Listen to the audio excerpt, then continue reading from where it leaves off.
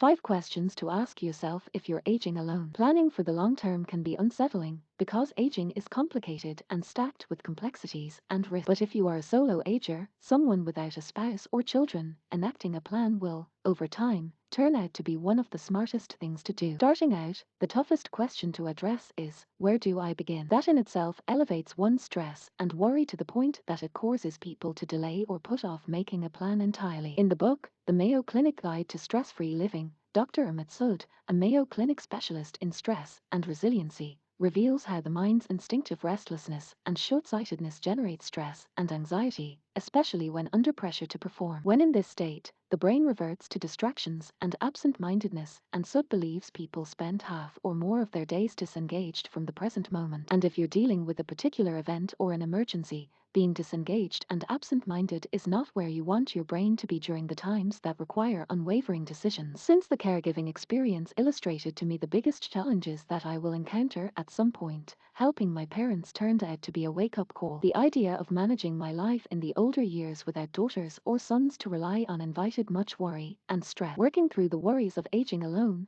over time I concluded, wouldn't it make sense to think through significant long-term concerns before these issues become a threat? Eventually, that's what happened, and I got to work. I reviewed the top concerns that my parents faced and laid out a plan, a strategy that strengthened my ability to achieve independence in my 70s, 80s, and 90s. I'm happy to report that applying these action steps has netted a higher confidence in my ability to take better care of myself and to live independently far longer. And if you apply them in your own life, I bet it will do the same for you. A solo Ager's toolkit for independence. Instinctively, I knew that ill health and other aspects such as isolation and loneliness, having purpose, and lack of support would agitate my wellness and stability. Most singles and adults aging alone give little regard to the risks until they have first-hand experiences. If you've ever been or are currently in the throes of elder care, you can relate. That's why it is imperative to learn healthy, connected, and supportive behaviors long before you need help. The guided roadmap for a supportive and secure future is a strategy that launched my own future plan. The circle came about from observing my parents. The tool opened a window to assess life's domains and the opportunity to witness where I fall short and where I excel. Once I had a solid handle on my strengths and weaknesses of these top aging issues,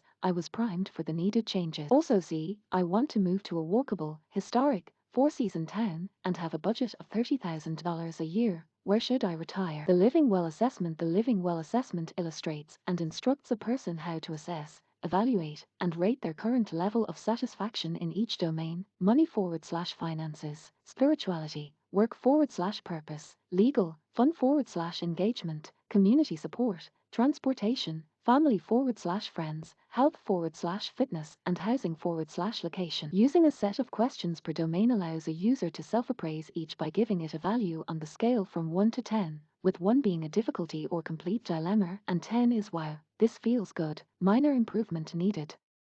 After giving each question an honest value ranging from 1 to 10, tally up the final result by adding each value within the domain sequence. It sets the stage for identifying where you are right now with each. See, I could live on my social security and still save money. This 66-year-old left Chicago for Carmen, Costa Rica, where he now plans to live indefinitely. Knowing which domain receives the fewest tallies signals the need for attention, adjustment, and reform. Let's get started. Please know this is a condensed version of the Living Well assessment. Answer each question and give it a rating 1 to 10. Keep track and tally the final result by adding each value within the domain sequence. How satisfied are you with your health? Knowledge about your family medical history. Number of, and how well you manage, your chronic illnesses. Annual blood test results and screening. Daily nutrition and whole foods intake. Your self-care routine. Ask, do I have any chronic diseases, and how can I improve managing them? For relatives who have died, what can I learn about the cause and age of death? What would health I look like for me? What are my barriers to good health,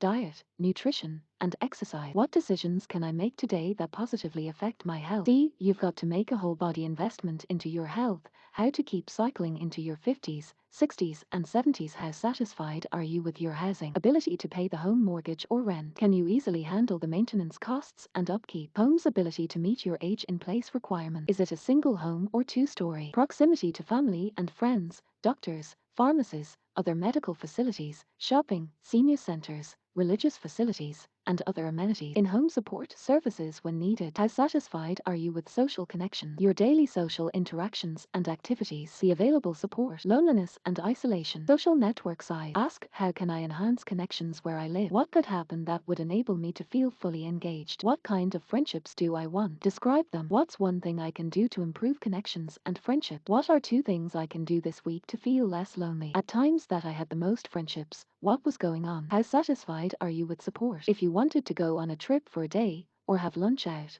is there someone to invite? Who can you talk to about private worries and fears? What about financial and medical decisions? If you were sick, can you easily find someone to help with daily chores? Is there someone you can turn to for advice about handling problems? Ask, what is the biggest barrier for having support? What types of support would satisfy my needs? What are my local options? Who is available to help? Why not too costly? How can I create a support network offering reciprocity? How satisfied are you with your location? Level of police monitoring where I live. The safety and crime rate. Are health services nearby? What about shopping? Are recreation and cultural activities nearby? Ask, how high is the crime rate? What are the options for free alerts about recent crimes near me? What are the alternatives for remaining in the community as I age? What kinds of health medical services are available? What kinds of jobs exist? Does shopping require driving? Don't miss, I told friends I was moving to France for a year. It's now 4 years later, and am building a house in this village of 1,200 people. How satisfied are you with exercise and fitness? Sit to stand position. How many pounds can I lift and carry? Can I sit and reach? Sit to stand and go. How far can I walk? Moving my body. Ask, when active, what kind of things do I enjoy? How can I move more during the day? How has my energy level changed? What do I enjoy about? How does my body feel when I'm active? During, after. How does being active influence my mood? How satisfied are you with transportation? Driving a car or in heavy traffic? Affording a vehicle? Having easy access to medical rides or getting to appointments? Walking to shops and getting groceries? Ask, are there private or non-profit transportation services? Public transit nearby? Can I walk to do errands? Do medical/transportation services exist? Are friends or family available for rides or help with errands? What other transportation options are available? How satisfied are you with your finances and legal matter? Retirement saving, amount of debt carried, amount of an emergency fund saved, all the assets, checking and saving, overseeing my finances if I can't, the selected health and financial proxy, my will or trust. Also read, the number 1 thing that can improve the retirement security of older workers. Find solutions and take action. Your goal, once you've assessed your life and needs, find solutions by understanding what actions you need to take to improve the issues that rate 5 or lower. Then locate solutions that appeal to your preferences through research. This is an abridged version of the Living Well assessment, however. It's a great place to start. By doing the work, it sets your life on the trajectory of aging well. Carol Marek is a solo aging expert and founder of the guided roadmap for a supportive and secure future at carolmarek.com and the Elder Orphan Facebook group. Find achievable tips when aging alone at Solo and Smart YouTube. Carol lives in Dallas, Texas. This article is reprinted by permission from nextavenue.org. Copyright symbol 2022 Twin Cities Public Television, Incorporated. All rights reserved. More from Next Avenue, how to thrive as a solo ager. What we all need to know about solo aging. How the pandemic has inspired solo agers to connect